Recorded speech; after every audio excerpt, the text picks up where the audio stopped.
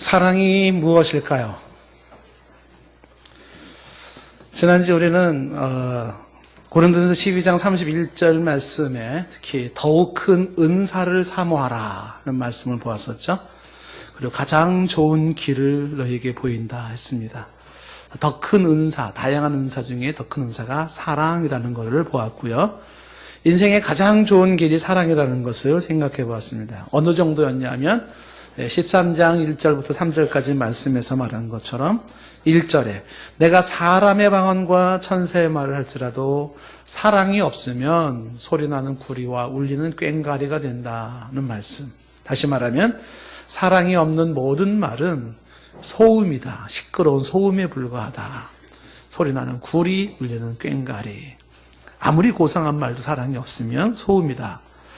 2절 말씀에서는 내가 예언하는 능력이 있어 모든 비밀과 모든 지식을 알고 또 산을 옮길 만한 믿음이 있을지라도 사랑이 없으면 내게 아무것도 아니다. 그 어떤 은사도 사랑이 없으면 아무것도 아닙니다. 꽝이다라는 거죠. 오히려 은사는, 다양한 은사는 사랑이 없으면 해로울 수가 있습니다. 다른 사람에게 피해를 주죠. 3절 말씀에 보시면은 내가 모든 것으로 구제하고 내 몸을 불사르게 내어준다 할지라도 사랑이 없으면 내게 아무 유익이 없다라고 말합니다.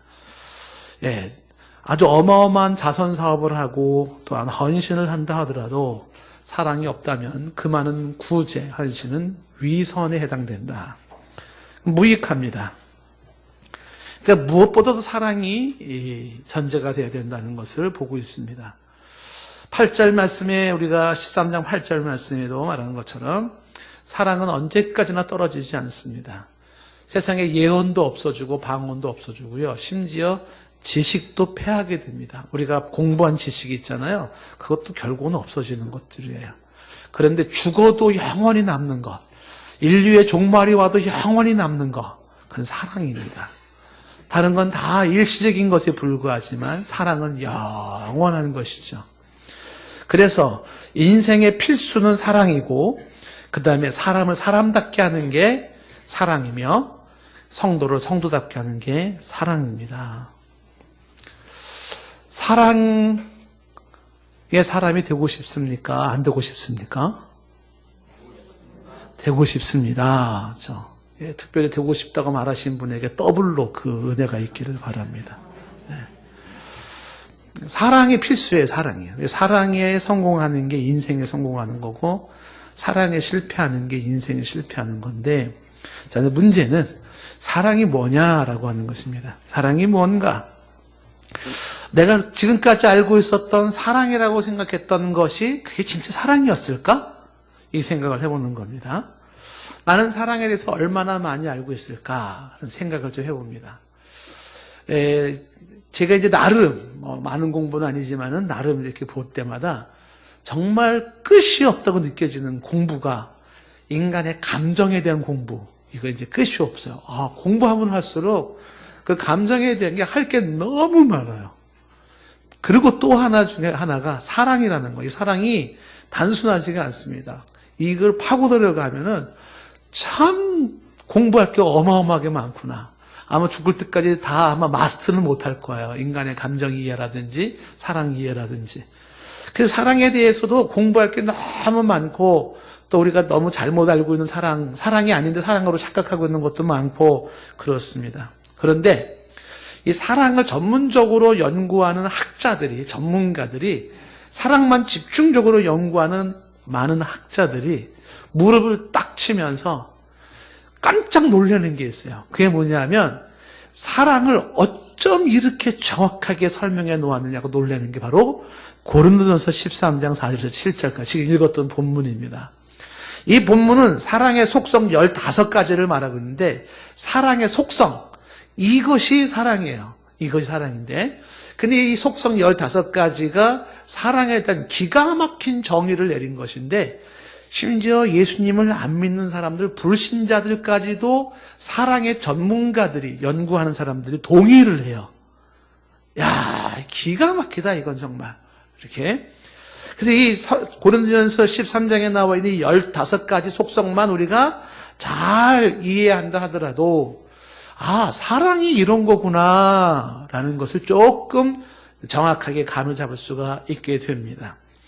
이 15가지가 사랑은 뭐뭐 하는 것 7개, 하지 않는 것 8개를 말하고 있는데, 뭐뭐 한다, 뭐뭐 하지 않는다. 그래서 그 사랑을 얘기할 때 하는 것과 하지 않는 것으로 실천적인 것으로 설명을 해서 사랑은 이론이나 구호가 아니라 행동으로 나타나는 거예요. 그 행동이 바로 하는 것으로 7가지, 하지 않는 것으로 8가지, 이렇게 해서 이런 게 사랑이다라고 이야기를 하는데, 이걸 하나하나 좀 우리가 보려고 하는 겁니다. 보시면서 그동안 내가 알고 있었던 사랑이 과연 제대로 된 사랑인지, 최소한 성경적 사랑이었는지를 한번 확인해 보는 시간이 좀 되었으면 좋겠습니다. 첫 번째, 사랑이 뭐냐라고 할 때 첫 번째 4절에 보니까 사랑은 오래 참고라고 되어 있습니다. 그러니까 사랑의 속성은 뭐냐면 오래 참는 게 사랑이에요. 오래 참는 거. 이 오래 참는 거를 이해를 돕기 위해서 이 오래 참는 단어가 다른 성경에서 어떻게 쓰여 있는지 한번 좀 보면은 이 오래 참는다는 게 조금 감이 더 옵니다. 이게 오래 참고라는 이 말이 이제 헬라말로 마크로듀메스라고 하는 단어인데, 이 단어가 다른 데는 이렇게 쓰여져 있습니다. 로마서 2장 4절에 보시면 이 단어가 거기 보면 하나님이 지금 하나님의 인지하심이 너희를 인도하여 회개하게 하심을 알지 못하냐. 그의 인지하심과 용납하심과 길이 참으심이 풍성함을 멸시하느냐라고 하는데, 하나님께서 인지하심과 용납하심과 함께 하나님이 뭐가 있냐면 길이 참으심이 있어요. 이 길이 참으심의 풍성함을 죄인들이 멸시하겠느냐, 언제까지 멸시하겠냐, 이런 거거든요. 다시 말하면 길이 참으심이라는 이 단어가 좀 전에 고린도전서에서 얘기하고 있었던 바로 그 같은 어근의 단어예요. 오래 참고 길이 참으심 같은 단어인데, 그러니까 2장 4절에서 말하는 게 뭐냐면, 사랑에 오래 참는다는 것은 죄인을 향한 하나님의 인내를 말하는 거예요. 죄인을 향한 하나님의 인내. 그러니까 사랑은 오래 참고라는 건 뭐냐면 죄인을 향하여 오랫동안 인내하는 걸 말하는 거예요. 누구를 향하여? 죄인을 향해서.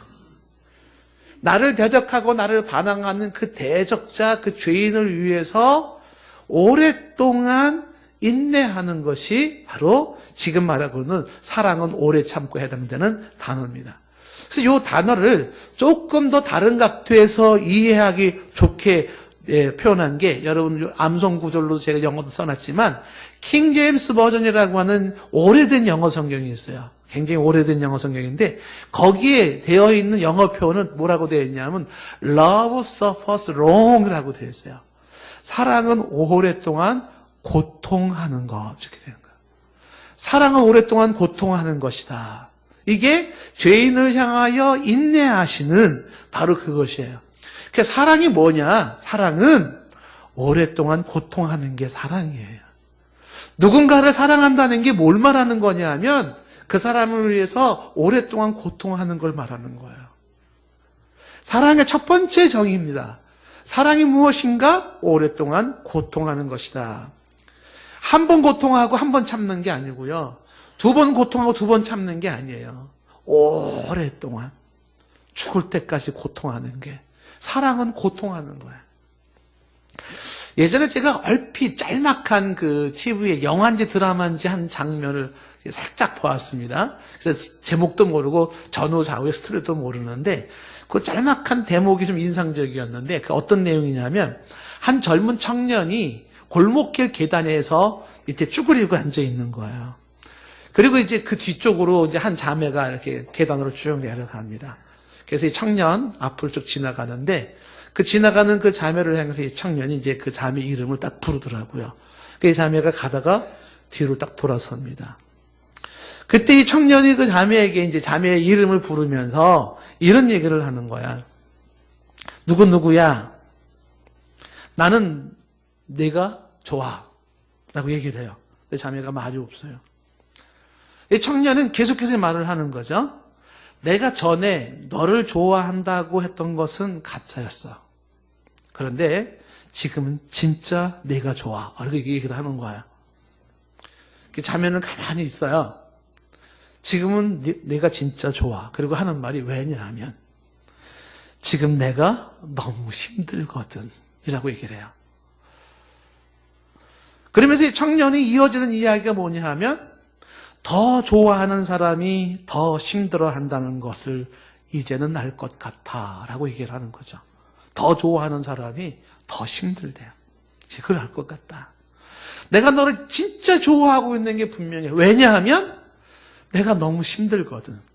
좋아서 힘들어요. 좋아서.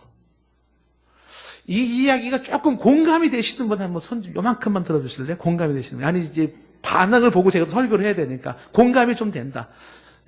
아니 공감이 안 되면 이 설교 진행이 안 돼요. 이게 큰일 났네 이거. 공감이 돼야지 그 다음 얘기가 되는 건데. 네. 제가 이제 질문을 한번 하고 싶어요.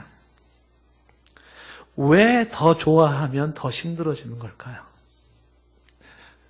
혹시 왜 더 좋아하면, 더 사랑하면 왜 힘들어지는 거죠? 그거 이유를 굳이 말한다 그러면요, 여러 가지로 이유를 말할 수가 있어요. 참 많은 이유가 있을 수 있을 것이에요. 근데 분명한 사실이 뭐냐 하면요, 진짜 좋아하고 진짜 사랑하면 힘들어져요. 가슴이 아파요. 그래서 많은 사람들 중에는 이런 상처를 한 번 이상 받은 사람은 그래서 사랑을 안 하려고 그래요. 더 힘들어지고 싶지 않아서, 더 아프고 싶지 않아서, 더 상처받고 싶지 않아서 일부러 사랑을 안 하는 사람들도 있습니다. 사랑은 오랫동안 고통하는 것. 누군가를 사랑하고 싶다면 고통하는 법을 배우십시오. 왜냐하면 고통이 없이는 제대로 사랑할 수가 없어요. 필수입니다. 고통이 없이는 사랑할 수가 없는 거예요. 이게 바로 사랑에 대한 속성 첫 번째입니다. Love suffers wrong 이라고 말하고 있는 거죠. 우리 사회가 만들어 놓은 잘못된 신기루가 뭐냐면 사랑의 낭만, 낭만적 사랑이라고 하는 것입니다. 이거 신기루입니다. 사랑에 대한 환상이에요, 환상. 사랑에 이 낭만적인 요소나 이런 아주 좋은 모습들이 없지는 않아요. 근데 굳이 조금 과장법을 좀 포함한다 그러면 사랑의 낭만은 전체의 1%밖에 안 돼요. 99%는요, 고통하는 게 사랑이에요. 그런데 우리 사회는 그 1%의 사랑의 아름다움을 확대시켜서 그게 사랑의 전부인 줄만 아는 거죠. 그래서 사람들은 사랑 그러면 떠오르는 것이 가슴이 설레고 막 감동적이고 낭만적이고 이런 걸 생각을 합니다. 그래서 우리 사이에 그런 가슴 설레임도 없고 감동도 없고 낭만도 없으면 우리는 사랑하지 않는 거야. 우리는 이제는 식어졌어. 이렇게 얘기를 해버린다는 거예요. 틀린 말입니다. 그렇지 않아요. 혹시 사랑 그러면 연상되는 단어가 꽃, 잔잔한 호수, 산들거리는 바람, 파란 하늘, 툭 트인 들판, 꽃길 이런 자연의 이미지가 떠오릅니까? 사랑 그러면 떠오르는 연상되는 게 파란 풀밭에 여자가 막 도망가고 남자는 막 쫓아가고 그러다가 둘이 또 같이 넘어져요. 또 탁 넘어지고 그런 파란 하늘에 흰구름이 쫙 떠나가고 그때 아주 심금을 울리는 백뮤직이 쫙 깔리면서 화면 처리를 안개꽃같이 쫙 처리를 하고 카메라가 360도 쫙 돌고 환상이에요, 환상. 사랑은요, 진짜 지지고 볶고 사는 게 사랑이에요. 그게 현실입니다. 사랑의 낭만보다 사랑의 수고가 굉장히 많아요. 훨씬 많아요. 그래서 사랑은 고통하는 거라고 얘기를 합니다. 여러분, 좀 전에 이 사랑은 오래 참고라는 이야기가 죄인을 향한 하나님의 인내라고 보았었지 않습니까? 단어 중에서. 한번 생각을 해보십시오. 죄인을 향한 하나님의 사랑을 생각해 보세요. 하나님이 얼마나 고통을 하는지 생각해 볼 수가 있어요. 죄인이 얼마나 우둔합니까? 죄인이 얼마나 제멋대로입니까? 죄인이 얼마나 한심스럽습니까? 그 한심스러운 인간을, 제멋대로인 인간을, 바보 같은 인간을 묵묵히 참고 기다려주시는 하나님, 그게 하나님이 사랑이에요. 사랑은 하나님과 인간의 사랑이든, 인간 대 인간의 사랑이든, 부모 간의 사랑이든, 여인 간의 사랑이든, 친구 간의 사랑이든, 사랑의 속성은 똑같아. 하나예요. 다른 게 아니에요. 그게 뭐냐면 오랫동안 고통하는 거예요. 하나님은 죄인을 사랑하시기 때문에, 하나님은 저와 여러분을 사랑하시기 때문에, 달리 얘기하면 그 사랑은 오랫동안 고통하고 계시는 거죠. 고통하세요. 속에 피눈물을 흘리시는 거죠. 우리가 이제 말씀을 보았지만 로마서 5장 6절에도 말하기를 하나님의 사랑이 우리가 아직 연약할 때에 그 사랑이 우리에게 임한 것이고, 7절 말씀에는 우리가 아직 죄인 되었을 때에 우리를 사랑하신 거예요. 8절 말씀에 우리가 죄인 되었을 때 사랑하는 것이죠. 그리고 10절에 가면 우리가 원수 되었을 때에 하나님은 우리를 사랑하셨어요. 한 자매랑 이야기를 하다가 이 자매가 너무나 입버릇처럼 얘기하는 게 하나님을 믿어요. 하나님은 내 아버지시고요. 하나님은 날 사랑하시고요. 하나님은 좋으신 분이고 자꾸 얘기하는데 도무지 그 이야기에 감동이 느껴지지가 않아요. 그냥 무슨 암송해가지고 뭐 태종태세 문단세 막 외우는 것 같은 느낌이 드는 거예요. 그래서 정말로 진짜로 하나님이 아버지라고 믿냐, 마음속에서 진짜로 네 마음속에서 하나님이 날 사랑한다는 것을 알겠냐? 진짜로 하나님께서 나를 위한다는 것을 알겠냐? 또 말로 그렇죠. 네, 그래요. 그런데 왜 지금 너는 이 문제 가지고 이렇게 벌벌 떨고 있냐? 가만히 있는 거죠. 제가 이렇게 얘기를 했습니다. 하나님은 우리의 잘난 모습을 사랑하는 게 아니고 우리의 예쁜 모습을 사랑하는 게 아니라 우리가 연약할 때에, 우리가 죄인 되었을 때에, 우리가 원수 되었을 때에, 하나님을 실망시켰을 때에, 인생의 상처와 실패를 경험했을 때에, 초라한 모습으로 부끄러워졌을 때에, 하나님을 대적하고 하나님을 실망시켰을 때에 하나님이 그러한 자들을 스스로 고통을 하시면서도 그를 받아주시고 인내하시고 기다리시는 그 사랑이다. 그 얘기를 하니까 갑자기 울음을 팍 터뜨리더라고요.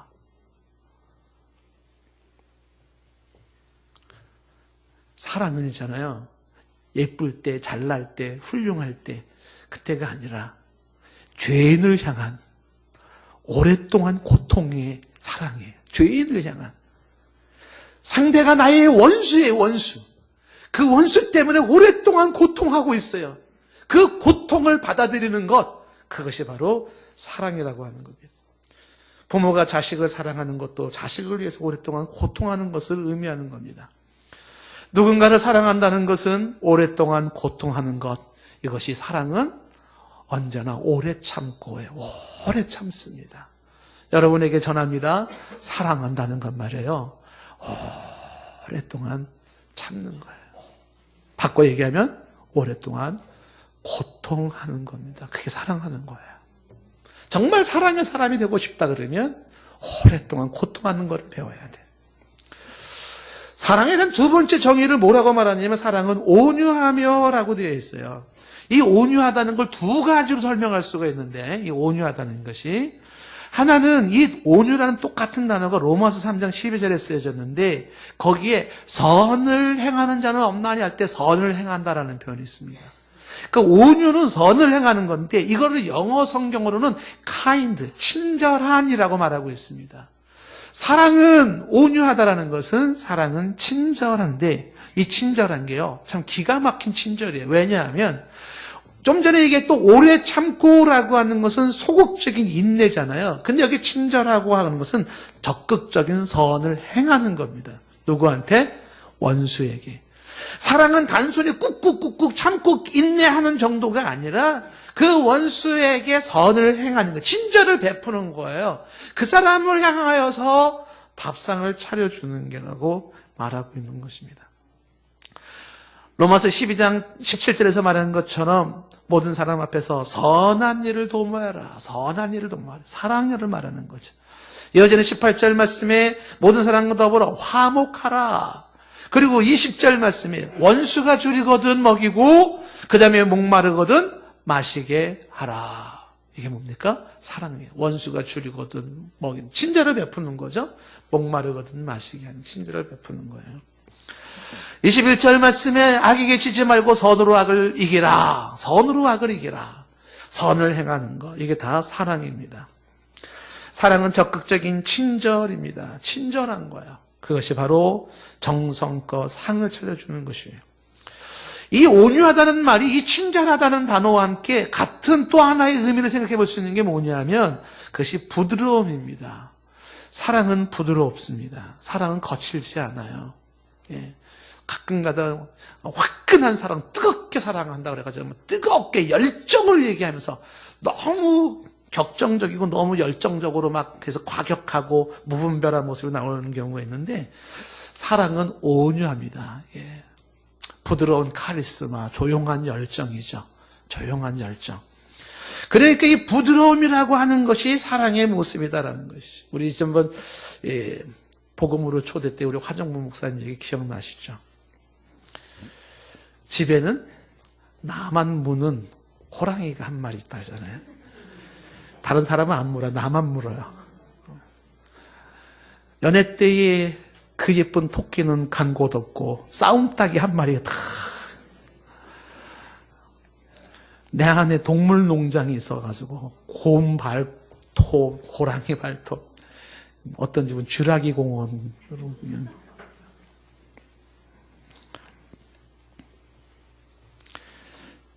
사랑은 부드러운 거예요. 싸움닭 아니고요. 예. 사랑은요 호랑이 아니에요. 동물농장 아니에요. 사랑은 부드러운 거예요. 그게 온유합니다. 혹시 내 안에 그런 모습들이 불쑥불쑥 나온다 그러면 문제는 뭐예요? 상대방이 문제가 아니라 내 안에 사랑이 바닥나고 있구나. 나는 사랑의 사람이 아니구나. 나는 사랑에 실패한 사람이구나. 이렇게 생각을 하시면 됩니다. 사랑은 공부하는 것이고 노력하는 것이 훈련하는 것이라고 했지 않습니까? 그렇다면 사랑의 훈련을 뭘 하냐면 내 안에 사랑의 근육을 키우는 거라 그랬잖아요. 내 안에 사랑의 힘을 키워야 돼. 사랑의 이유와 원인은 상대방에 있잖아요. 사람 대상 보고 사랑하는 게 아니에요. 나는 아직 사랑할 사람을 못 만났기 때문이라고 말하지 말라 그랬죠. 그게 아니에요. 내가 사랑을 하는 겁니다. 그래서 내 안에 사랑의 힘이 얼마큼 있느냐에 따라서 사람 사랑하는 게 달라지는 거예요. 심지어 원수까지도. 그 사랑의 힘을 키우면 키울수록, 사랑의 근육을 많이 키우면 키울수록, 사랑 훈련을 하면 할수록 그 사람은요 온유해져요. 친절해지고요. 그 사람은 어떻게 돼요? 부드러워지는 겁니다. 제가 여러분에게 이제 이런 얘기를 좀 했지 않습니까? 한번 좀 죄송스럽지만 좀 따라해 봅시다. 남자의 매력은 관대함에 있고 여자의 매력은 부드러움이 있다. 이거 우리가 많이 듣던 얘기지 않습니까? 그렇죠? 남자의 매력은 관대함이고요. 뭐 잘생기고 뭐 체격이 좋고가 아니에요. 관대한 남자가 매력적인 사람이고요. 여성의 매력은요, 뭐 예쁘고 뭐 그런 게 아니에요. 부드러운 여성이 매력적인 여성이에요. 그런 사람 되기를 바랍니다. 그 관대함과 부드러움이 그게 뭐예요? 사랑의 사람이에요. 사랑의 사람. 그러니까 사랑의 사람은 온유하여서 남성에게 관대함, 여성에게도 물론 관대함이 필요할 수 있고요. 남성도 부드러움이 필요할 수 있고, 그 다음에 여성도 그 부드러움을 유지할 수 있는데, 사랑에서 나오는 거예요, 사랑. 그 사랑의 힘이 바로 그 관대함과 부드러움을 만들어냅니다. 그래서 이 사랑은 온유하기 때문에 관대하고 그만큼 부드럽고, 내 안에 키운 나의 사랑의 정도에 따라서 그게 커지고, 그리고 또 의연함이 나타나서 웬만한 공격과 비바람에도 흔들리지 않죠. 혹시 우리가 살아오면서 나는 그렇게 관대하지 못했던 것 같아, 나는 그렇게 부드럽지 못했던 것 같아, 그러면 그것은 내가 사랑을 잘 못했다는 거예요. 그 회개하시고 절망하거나 낙심하지 마시고요. 회개한 다음에 다시 도전하셔요. 지금부터라도 정말 제대로 사랑 좀 해보자. 사랑 좀 키워보자. 그래서 성경에 말하는 것처럼 사랑은 온유하고 그 온유함을 내가 키워나가는 거죠. 그래서 나로 하여금 사람 앞에 친절하고 사람 앞에서 부드러움을 잃지 않는 것입니다. 세상에 진짜 무서운 게 뭔지 아십니까? 온유함이 무서운 거예요. 세상을 정복하는 건요, 강한 무력이 아닙니다. 온유함이 세상을 정복해야 되어 있어요.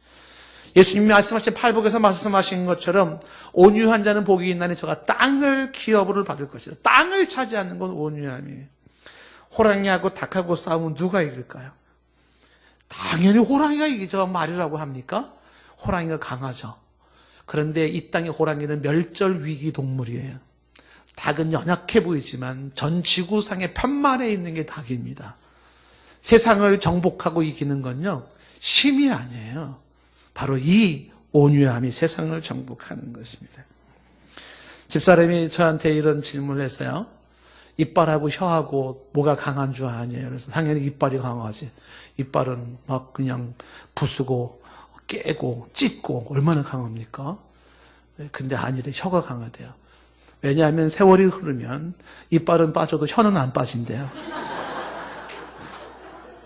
혹시 혀 빠진 사람 봤나요? 상상을 해보니까 되게 웃긴 거예요, 이거는. 혀가 이렇게 빠져. 근데 진짜 이빨은 빠지지 않아요. 아, 그렇구나. 부드러운 게 강한 거구나. 결국 부드러움이 이기는 겁니다, 이게. 사랑은 거칠지 않고, 사랑은 무례하지 않고, 사랑은 폭력적이지 않아요. 사랑은 부드럽죠. 하나만 더 볼까요?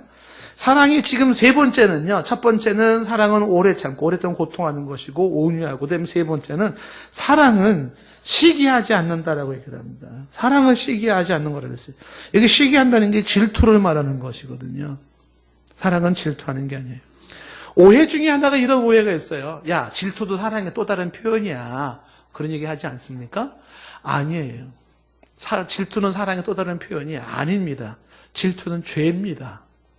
물론 이 질투가 다른 의미에서 부러워한다라고 하는 개념으로서의 그 질투는 개념이 좀 달라요. 근데 여기서 말하는 질투식이라고 하는 것은요, 그것은 죄로서의 질투식을 말하는 거예요. 다시 말하면 이 질투는요, 보통 어떤 사람에게 질투가 많이 나타나냐면 자기 우월의식과 욕심이 많은 사람들의 질투가 심해요. 우월의식과 욕심. 내가 좀 더 높아져야 하는데, 내가 좀 더 잘 나가야 되는데, 내가 좀 더 가져야 하는데, 이런 욕심이 있는 사람들일수록 상대방이 나보다 잘 나가거나 혹은 더 많이 가졌거나 하면은 질투가 시기가 생기는 겁니다. 그래서 상대방의 성공을 싫어합니다. 상대방을 깎아내려서 내가 올라서려고 하는 거죠. 이런 게 우리 사회에서는 참 안 좋은 모습이에요. 정정당당하게 실력을 쌓아서 정상에 올라가는 것이 아니라 올라가고 있는 사람들을 끌어내려가지고 짓밟아가지고 반사이익으로 내가 대단한 사람 평가를 받는 거. 실력도 없어요. 그냥 저 사람을 막 짓밟으면 그냥 상대적으로 내가 높아 보여지거든요. 이런 논리가 안 좋은 것입니다. 상대를 무너뜨리고 상대를 짓밟고 상대의 실패를 기다렸다가 반사이익으로 내가 그 효과를 누린다. 그래서 내가 마치 대단한 사람처럼 올라선다. 대장이 되고 1등이 된다. 아주 안 좋은 거죠. 상대방을 뛰는 사람들을 격려하고 후원하면서 어떻게 해요? 그리고 나는 나대로 실력을 쌓아서 정성에 올라가야죠. 이렇게 되는 거예요. 한국 사회가 얼마나 사랑이 없는 사회인지를 단적으로 보여주는 속담 2개. 이 속담은 없어져야 된다고 제가 누누이 얘기했죠. 첫째, 사촌이 땅을 사면 배가 아프다. 이거 없어져야 돼요. 사랑이 아니에요. 왜 사촌이 땅을 사는데 배가 아픕니까? 없어질 두 번째 속담. 못 먹는 밥에 재나 뿌려놓자. 이거 없어져야 돼요. 왜 못 먹는 밥에 재나 뿌려놓습니까? 남이 못 먹으면 다른 사람이 먹게 해야지. 다음 세대를 위해서 여러분 한 그루 나무를 심을 수 있을까요? 그게 멋있는 사람이에요. 내가 심어서 내가 열매 못 따먹어요. 근데 다음 세대를 위해서 기꺼이 나무를 심어놓는 거죠. 지나가는 저 길에 하나의 그냥 길가의 의자가 되어줄 용의가 있습니까? 예, 나를 깔고 앉고 앉으십시오라고 해줄 수 있는 용의가 있어요? 그러니까 이런 모습들이 뭐냐 하면 사랑이 있고 없고의 차이인 것입니다.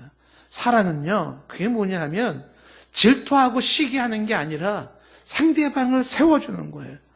사랑은 살리는 것이고 질투는 죽이는 것입니다. 질투는 선이 아닙니다. 질투와 시기라는 건 증오를 말하는 것이고 복수를 말하는 것이고 공격을 말하는 것이고 저주를 말하는 거예요. 그게 무슨 사랑입니까? 사랑은 건설적이죠. 질투는 파괴적인 것이죠. 온열에도 서리가 내리는 건 여인들의 시기, 질투 때문일 거예요. 제가 좀 외람된 얘기지만 남성들에게 부탁합니다. 여인들에게 한을 품게 하지 마세요. 너무 추워요. 여자들도 웬만하면 한 좀 품지 마세요. 너무 추워요. 그게 뭐야? 그 질투와 시기가 서리를 내리게 만들어요. 질투는 이 욕심과 집착과 이기심과 교만에서 나오는 것입니다.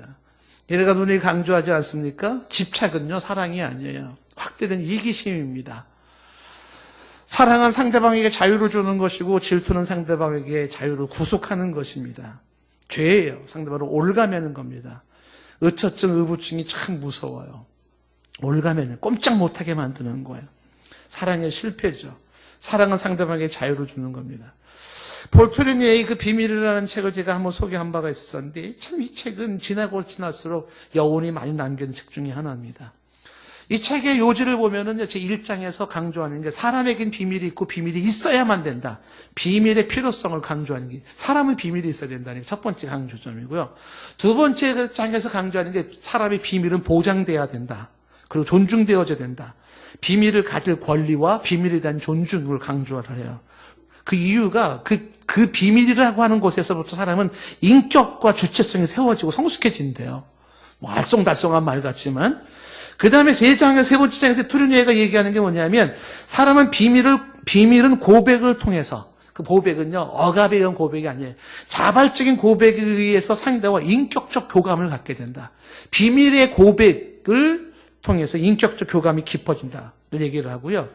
그 다음에 이 사람이 얘기하는 것 중에 뭘 얘기를 하는 거냐 사람의 정신치료와 비밀 사이에 역학관계가 있대요.